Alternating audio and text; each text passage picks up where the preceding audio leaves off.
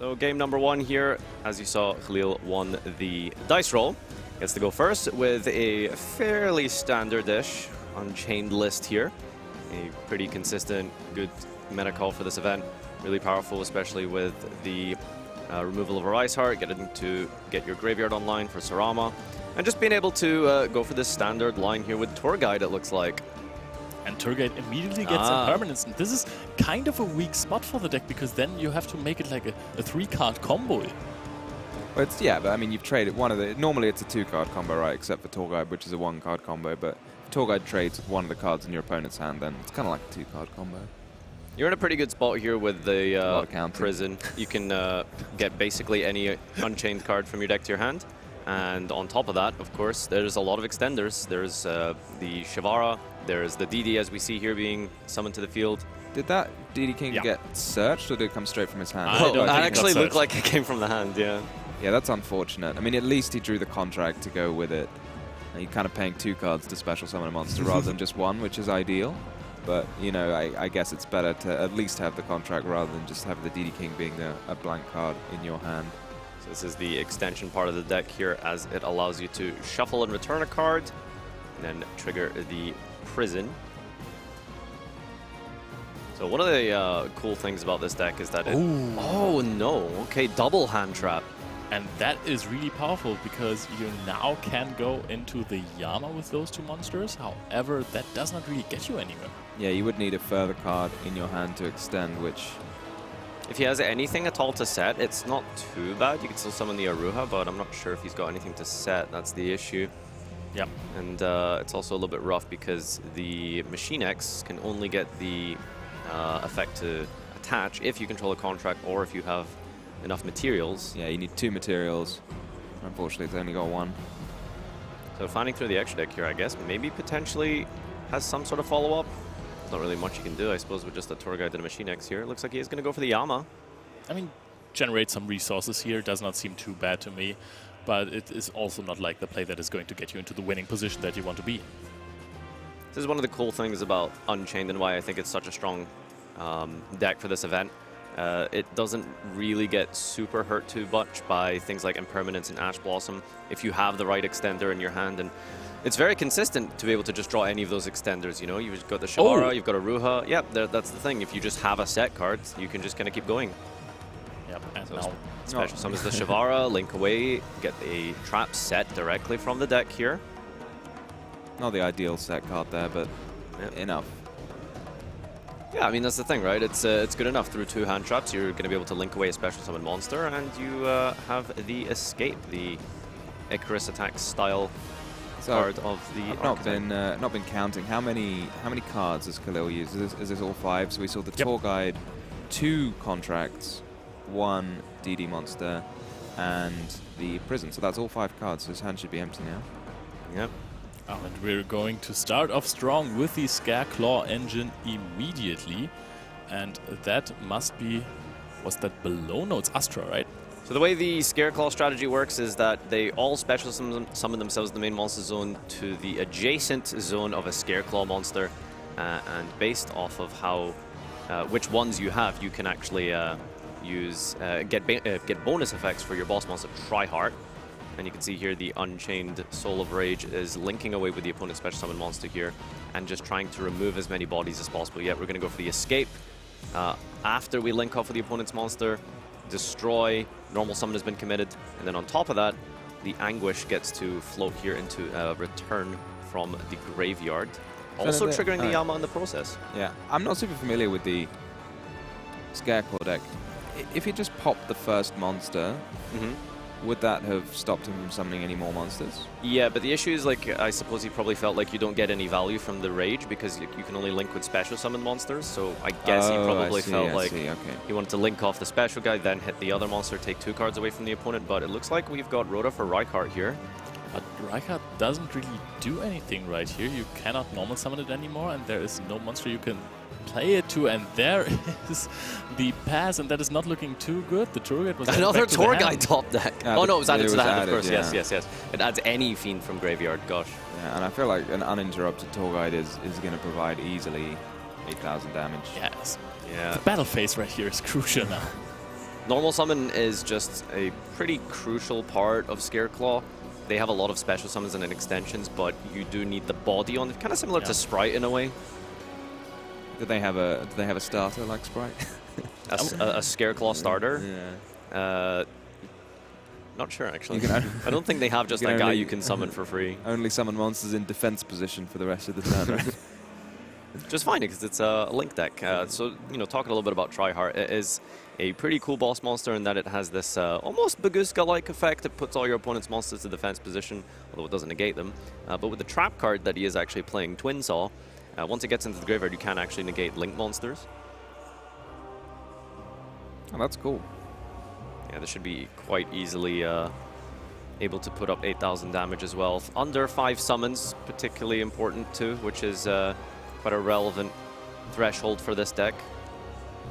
One of the cool ways that Unchained can perform OTKs is by activating the quick effect of Rakea, as you can see here, during the battle phase, so then you can get multiple special summons while you're in the battle phase and not being able to trigger that in Nibiru. Yeah, it's such a cool, like, a little trick, isn't it? I mean, it's amazing how powerful just like an effect that destroys your own cards is. Yeah, there it is. Game number 1 has been picked up by Khalil here with a very convincing display of just how consistent and resilient the Unchained strategy is against disruption. Yeah, I mean, he just eventually, like, he just needed another card to set, and then he could play with the Yama, and he ended up on a pop and a linking away, a super polymerization Masquerena fusion, basically. Yeah, that's why I think it's probably the best deck of the event and why we saw that it's the most represented. Hand traps and disruptions do tend to work okay if you pair multiples together, but sort of the more underwhelming hand trap, shall we say, like Ash and Imperm, there's not really too many crazy choke points. Yes, Tour Guide is a nice 1-for-1, but at the same time, if they just draw a card that they can set and pop, they can just keep going. So, given like this is something that Eren's prepared his deck for, what do you think he was missing in that game? Because you said we think he wants to go second. He had multiple hand traps. His opponent had a reasonably subpar hand, I'd say, drawing 2 copies of the contract plus. So he's got a lot of the DDD. So what could he have done extra? What else was he looking for? So he's got Kashtira cards that he does play Visa Starfrost. So being able to just stick a body, I think, was really important. He is playing 3 Fenrir and a Wraithsoth. So having that to go second is also really important. But Unchained, I think, just can put up a lot of unique types of disruptions, linking away, popping, and if you just can't stick that monster on the field, just Scareclaws probably aren't really going to get you there unless you can get to that Link 1, which he wasn't able to. I was thinking that also cards like Scareclaw, Kashtira, which is a nice yeah, he is playing that. Fusion of both of these archetypes, would have helped a lot, because this looked like you really need the normal summon to stick, but it is another Scareclaw monster that you can just special summon from hand. But in the end, how many cards in hand can you even have to play 2 hand traps and then just have 2 normal summons as well? 2 hand traps, 2 disruption to play through. You realistically only really have like 1 more opportunity to continue, and as a combo style deck, you do kind of need to either have that field spell or access to Lightheart. Scareclaw Kashtira, just talking a little bit about the uniqueness of it. It's really, really good in this meta because it's one of the few sort of finicky ways of outing Noir, isn't it? Oh, I see. Yeah. Oh, that's cool. Yeah, so the way Kashtira Scareclaw works is that it's not an activated effect when it attacks. So when you attack the Noir, Noir is immune to activated effects. It's unaffected by activated effects, whereas Scareclaw Kashtira doesn't activate. And so that's very easy for the card to just deal with the Noir. So good little meta call if he's playing against Pearly, but that's sort of the bonus part of running the Scareclaw. Yeah, but we are seeing that the players are ready for game number 2, so let's jump right in.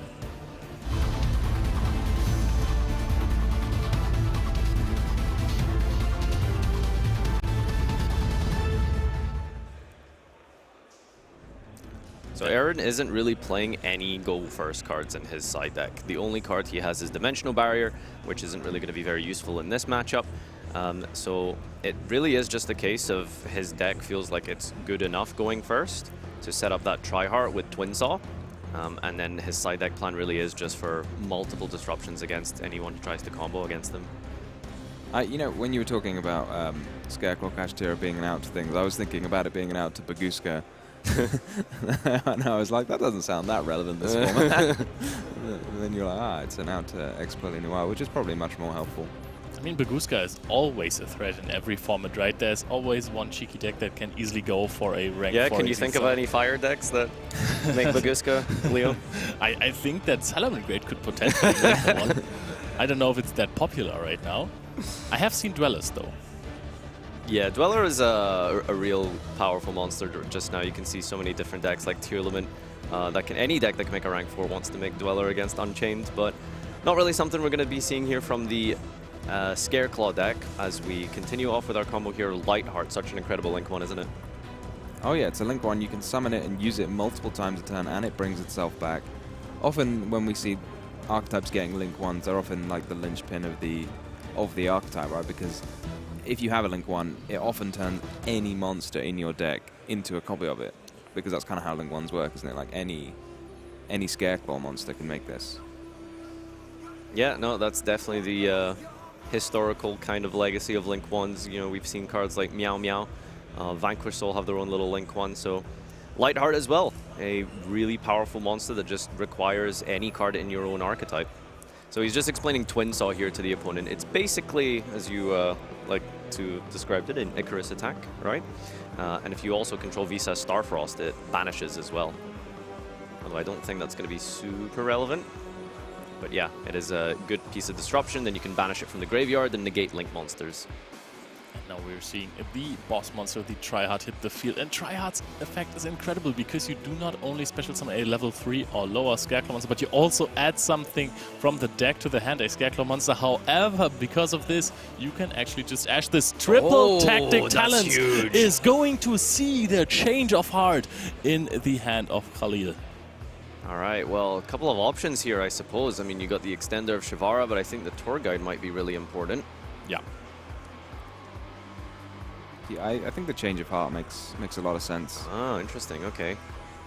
I mean, you want to have the Tryhard on the field. That is going to be hard to out for your opponent. With this hand, I mean, there is the possibility... No, not really.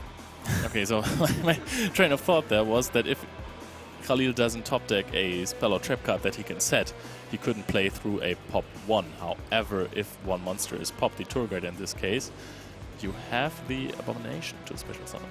Yeah, you do need a way to negate the tour guide. Yeah. Yeah, it's a bit of an awkward spot because any tour guide disruption can be chained by the Shivara to destroy it and special, and then therefore dodge something like Imperm and still get a Rhino out. That allows you to go for a Link 2, and then you have to contend with the Twin Saw. But at the same time, the most important effect, I think, of Twin Saw in this matchup specifically might actually be the Graveyard effect, negating Link monsters on the field. Yeah, you can also negate tour guide with Ash. That you can't stop that with Shivara. Depending on the last, I don't know if we know the last card in Eren's hand. Yeah, choosing to go for the hand loop instead of the draw suggests that he's kind of got everything he wants in this matchup. I love taking a card out of your opponent's hand when you've already kind of comboed. It feels so good. Also, almost the most important part about this effect is having all of the information about your opponent's hand. You know when to activate your trap cards or your powerful monster effects on the opposing turn, because you know what's coming. You can actually plan this out. Yeah, because we saw in the last game, for example, Eren, you know, it's a bit of a gamble that when you activate Impermanence on a tour guide, right? Because they could have Shivara, but this time he knows 100%, do not do that, because your opponent's got the Shivara in hand to chain to an Impermanence. And we are considering to activate... Oh, Forbidden Droplet is going to be much better here because we're sending the Twin Saw. You do have to No. send the monster card, though, otherwise Yeah. your opponent can respond with a monster effect. Yeah. Yep. Don't know if this really does much, because on resolution here, the Droplet will resolve, negating the Shivara instead, and Tour Guide still will summon from the deck for a Fiendish Rhino Warrior. Now you still have a Link 2 play. Admittedly, the Link 2 will be negated by the Twin Saw. This is still not ideal, is it? Yep. Yeah. Much rather. I mean, I understand that he wanted to get the Twin Saw into the graveyard ASAP, but this is possibly a bit of a misstep here. Maybe most people just kind of shortcut in their heads that Droplets just says your opponent can't respond with monster effects, and forgot the point that you actually also have to send a monster for its effect. So there it is on resolution. We're going to activate Twin Saw. And you still get like 2 powerful grave effects here. You know, even if you get the Yama negated, you can still dump the Siyama, and we get a set trap from the deck with the Shavara. So this isn't actually a horrible position at all for Khalil.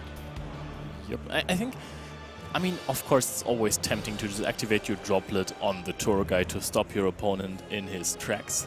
However, how far can you let your opponent play until you really need the droplet? Like, you could keep the droplet and just wait until there's something that's really threatening you. Yeah, you could also, if you just send the Scareclaw aggro instead of the Twin Sword, but then I guess if you send the Scareclaw aggro, then the Twin Sword gets a bit stranded because you don't want to tribute your... I think the real sort of crux of the matter here is that it's just not a very good card into Unchained, right? And I feel that it kind of maybe begs the question as to why that would be a choice in deck building. It just seems really underwhelming because the deck is so focused on Graveyard that something like Droplet just kind of doesn't feel as good. So you can see here, I mean, you know, through a Forbidden Droplet, that's a game-winning card sometimes against a lot of decks, right? But in this scenario, we're triggering 2 grave effects, we're setting, and we're bringing back Siyama, and then triggering the escape, and we're still playing the game, right? So it's really a testament to just how resilient Unchained is. Yeah, and there's going to be almost no issue. Oh no, I suppose we don't have Link Monsters effect, so this might actually be quite tricky. I was thinking that it wouldn't be super tricky, but I think it is. But I guess you can always just make the Unchained Soul of Rage and wait until your opponent's turn to out the Tryhard. Yeah, it is admittedly like quite an annoying boss monster to handle for Unchained, because one of the reasons why it struggles with Flunder, right, is that it's all of your Link monsters are negated, and the only real way to get to, you know, an out is something like the Unchained Abomination Soul, which we have in the hand, but because of the Twin Soul this turn, or rather because of the Twin Soul, we can't use a Link monster, and because of the Tryhard, it is unaffected by defense position monsters. Yeah, I mean, one of the funny things about the Unchained versus Floowandereeze in particular is the Unchained interruptions do nothing against Floowandereeze, whereas in this case the Unchained's pretty reasonable against Floowandereeze. Oh, okay. Underworld Goddess jump scare coming out here. Beautiful. You'll love to see that. A lot of people playing Underworld because it's just a nuisance to deal with Pearly Noir. Also, Underworld Goddess is really, really strong against the Scareclaw strategy as well to prevent a summon from the graveyard. Does Shyama need to go back to the deck, possibly? Shyama was special summoned by destroying the trap, so when it leaves the field, it should return to the bottom of the deck. Yep.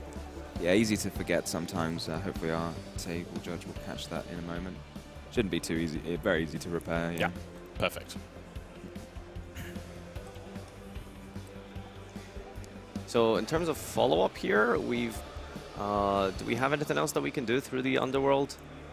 I like the way you described Underworld Goddess as a jump scare. It is very scary, isn't it? Just like, wait, you're kind of happy sitting on your big boss monster, and then your opponent's like, can you just put that in the graveyard for me? And you're like, why?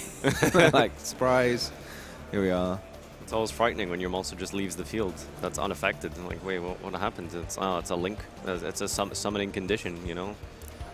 But that was an immediate pass after the Underworld Goddess, and I was thinking just going into the Soul of Rage and passing sounded like a really good idea to me. Yeah, I was kind of thinking that as well, but I guess it can be tempting always just to clear your opponent's monster as fast as possible.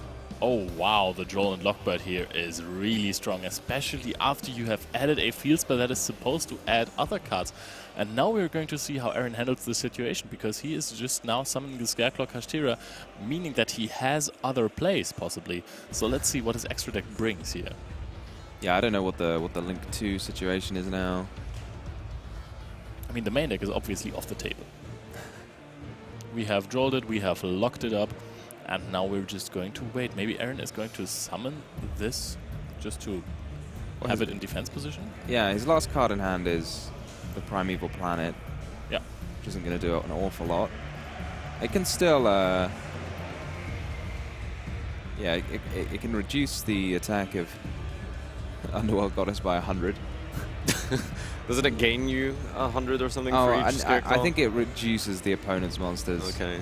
All of the other field spells in this kind of cycle give your monsters attack, but this one... Not sure if that's going to be big enough, is it? It kind of scares your opponent's monsters, so they lose some attack and defense. Aha, get it? Scareclaw? Yeah. Yeah, I thought because of the jump scare. That's yeah. Oh, there we go. There's a lot double of funny. scaring. Oh, and Oh, we have Donner. Donner, dagger for hire, trying to clear the field right here, destroying the Underworld Goddess. And now we have both players at, I think, 1 card, and this is the abominable Unchained Soul that is being triggered right here. Have we not have triggered Yama, though? Was there something? Do we have a Yama in the grave? Yeah. We should have. Okay. Yeah, we No. could have used Yama, bring back. Yeah, I feel like sometimes Everything. it can be easy to forget your graveyard effects, but that would have been super duper relevant Yeah. here, right? Oh, but it doesn't really matter because we top deck the Abomination. Yeah, that should let us go into another copy of Yama. Well, I'm not really sure what the line is here. Hopefully, Khalil will be able to, show us what it is. But Yama by itself is possibly not going to do a lot. I think you can just pop the Abominable Spirit that you have on the field and it's going to summon itself back. Summons itself back in the end phase, right? Oh, now he Yeah. can use his Yama. Okay. Alright, fair enough. I guess if you know you're going to be summoning a top-decked Abomination Prison, you can always just save it for your own turn there. Yama's going to bring back, and I think he's just checking to see how this interaction would work in the end phase to see if you can actually just special it now. But 8,000 life points, I think there should be a way to game here, right? Like, if we bring back Aruha or Rakea. The Shavara floats as well, right? And we are bringing back the Phoenix Rhino Warrior. Yeah, Interesting. that's very cool because now you can make Yeah. another Yama, and the Rhino Warrior can send Shyama, and you get a set and you get an Ad and a Ruha. Yeah, this is going to be so much gas. Yeah, he knows the last card in hand is the field spell, so it really shouldn't actually be that hard to navigate into 8,000 here. Let's see if you can perform it. All from just a Yama in the grave and a top deck prison. Yeah, it turns out if you top deck the search everything in your deck card, sometimes it can help you. The thing is, though, it just feels like it sounds like, oh, you top deck the prison, but admittedly at the same time, there's so many potential cards you can just draw because every Unchained monster physically kind of just does the same thing, so it works out pretty consistently. Yeah, I mean, he didn't even... If he just remembered the Yana on the previous turn, he wouldn't have even needed anything, and he would have been fine. That is true. So now we are waiting if Khalil can put 8,000 damage onto the field. Eren doesn't really have much that he can do right there. He is just sitting there and waiting with his Ragphobia. I did not think that Drone Lockburn on turn 3 would stop the would win Khalil the game this time, but it looks like it really got him into a really advantageous position. Yeah, Drone Lockbird is one of those cards where when it's your 6th card or whatever, it feels so bad often. When your opponent's just, added 10 cards from their deck to your hand and you're like, what are you doing? Like, why are you doing this to me, Drone Lockbird? But this time it was still pretty helpful.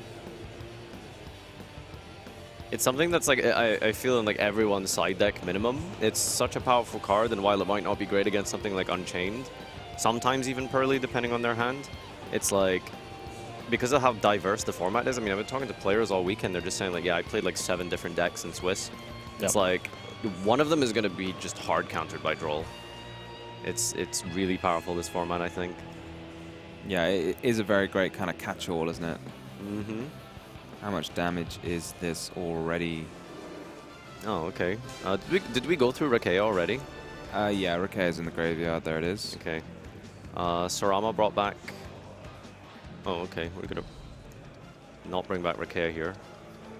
There's like 7 different lines to game anyway, so it's irrelevant. More than 8,000. There's no Scareclaw cheeky graveyard effects, are there? Yeah, unfortunately not. That's 8,000 damage performed by Khalil there with an Unchained Swift 2-0 against Scareclaw. Would you believe it, taking that down in record time?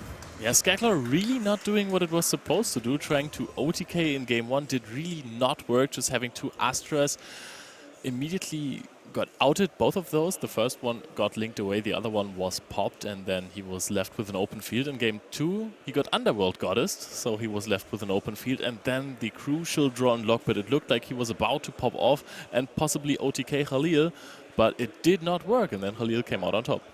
Yeah, it was that small mistake with the droplets there. Maybe if we just send a monster and prevent the Shavara being chained, because I mean, as it was, the droplets just did almost nothing, which is very unfortunate. Again, I think it is potentially down to the card choices, right? I doesn't feel to me that Forbidden Droplet is particularly great against Unchained. You know, it's a little bit okay going second into Rage potentially, but for the most part, there's just so many different types of diverse interruptions, extensions that negating one monster just feels a bit weak, right? I'm not sure if you needed to send the Twin Saw to the graveyard because you can use it anyway. Are you able to use both effects in one turn? Oh, that's crazy. Yeah. Yeah. So, yeah, it's a disappointing takeaway, I suppose, but Scareclaw is a pure archetype. Are you a fan of it at all, or do you think there's maybe some alterations that you would make to improve upon? I think I'd have to see it more and get more of it, because I'm not sure I got a full feel for what it did in that game, because it felt like it kind of got run over a bit by the Unchained deck, but I'd love to see more of it. Throwing in some Manadium cards, Leo? Yeah, those were quite strong this time, right? I think we're going to see more of those in the top card. I think that Eren might not be out, so he still has kind of a chance to enter the top card if he is lucky with a good tiebreaker. Yeah, I think they were both on an X1 record, so long as... X2. Oh, they were both X2. Okay, so right. you would have to get really lucky. Yeah, you're going to need some good tiebreakers, especially with, gosh, how many? 2,500? About 2,500 players, yeah. Yeah, a massive number. This has been a huge turnout. So it's a very competitive field out there. So many different players and archetypes from all different types of play styles and archetypes. It's crazy just how diverse this field is. What do you guys have as your pick this format, or rather this event, to be the winner? You know it. I'm going to go with Salamangreat. I mean, it has performed. I think we did this stream. earlier, with you. Yeah, okay. So many players have told me that Salamangreat might not be the pick for this tournament because you're losing to Nibiru rather hard, and there are other cards that you have a problem with that are really popular in the format. For example, Kishtira Fenrir is a massive threat to the field of the deck, but I still believe in the heart of the Salamangreats. What's your pick, Tom? You know what, I'm just going to say Telements. I wasn't super convinced before the event, but, 9% of players can't be wrong. You know? That's a single-figure digit. Okay. Yeah, close enough. I don't know. It's so cool. It's so fun. 9% of dentists agree, Yeah, exactly. That's a bit of a poor so just seeing it all, watching it in the round feature matches, it's so much fun to play, and... I mean, it might not be that fun to play against if your opponent gets those mills going, but watching it play is great, and it's such a cool deck, so I'm going to go to. Okay. Well, thank you guys for tuning in for this round. We have a player interview coming up in just a moment to hear it from Khalil himself to tell you a little bit about his Unchained strategy. Take it away, Ed. Thank you. Thanks, Nadir. Yes, I am here with Khalil, who's just won that round 11 feature match. Only one more of these Swiss rounds to go. How are you feeling at this point? I mean, I'm feeling pretty good. This is my first YCS, and I'm really happy to be here. At this point, if I lose, I win. I'm really enjoying it. First YCS? Yes. And first time on a feature match then, definitely as well. How did you find being on the feature? It didn't change much of anything to the match. It was fun as always. And so tell us about Unchained. What do you like about the Unchained deck? What I like the most about Unchained deck, and that I couldn't find into other decks, is that you can really play into its board. It makes a board, it doesn't look unfair, it's like one Caesar pass, and you tell yourself, well, I can certainly play through this, and it's really interactive gameplay, the games don't end that fast, and I love that about Unchained. You're now 9 for 2, correct? That's exactly it. And what were the 2 against that you had the losses? So the first one was against myself because I was at table 500, and it was to Salamangreat, but I drew very terribly. And the second one was last round to Branded Despia. Branded Despia and Salamangreat. Okay, so is there anything in the next round that you're maybe worried about facing, or are you pretty confident with the Unchained strategy? I wouldn't call myself confident, but I'm having so much fun, so whatever happens, happens. I mean, I'm not afraid of anything, but I'm not fluenderies, please. Okay, fair enough. I like your positivity, though. Let's talk about the game that we just saw, because obviously a two-game sweep there. You managed to prevent Eren's normal summon, despite the fact that you were both ashed and impermed. You set up a pretty reasonable field, and then there was a scoop. So in that first game, how are you feeling as you're sort of working through it all? I wasn't feeling really good. I only had Tour Guide to play. I had 2 contracts and the brick. So in my head, it was like, if I get ashed on Tour Guide, I don't know how I'm doing. I managed to scrape back a semblance of a board, and he gave me the perfect timing for me to use his special summoned monster and pop the other one. And knowing barely the Scareclaw deck, I know if it has no monsters on field, use this normal summon. It's pretty easy to go out from there. No kidding. And then in game 2, there was the moment where you ashed Eren, and you sort of basically you used Underworld Goddess to remove Tryhard, and you just managed to grind out the win. So you were pretty confident knowing that even if you didn't know Scareclaw well, I just have to get rid of a couple of these monsters and they can't do anything. I know that Tryhard can be very annoying, and I wanted to get some damage in, so the only way to get rid of it that turn was using that. I couldn't Zeus because I was stuck in defense, so I just decided to take it, make the most out of it, and try to survive the next turn, and somehow I managed, so I'm very happy about it. You certainly did manage, and you've taken that win. So only one more of these Swiss rounds to go. Best of luck to you in this. While you're here, considering it's been your first feature and your first YCS, what's been your favorite thing about it so far this weekend? I mean, overall, I've had very nice opponents, and I got to enjoy myself on a very fun deck. Yu-Gi-Oh's never been this diverse and this fun since I started playing a year ago, so that's not very representative. But yeah, it's the amount of fun I had. It was a road trip with a couple of friends. It was really enjoyable. That's very wholesome. Well, congratulations again. Best of luck in your last Swiss round. Perhaps we'll see you reach that top cut. Who knows, but best of luck to you. Congrats again.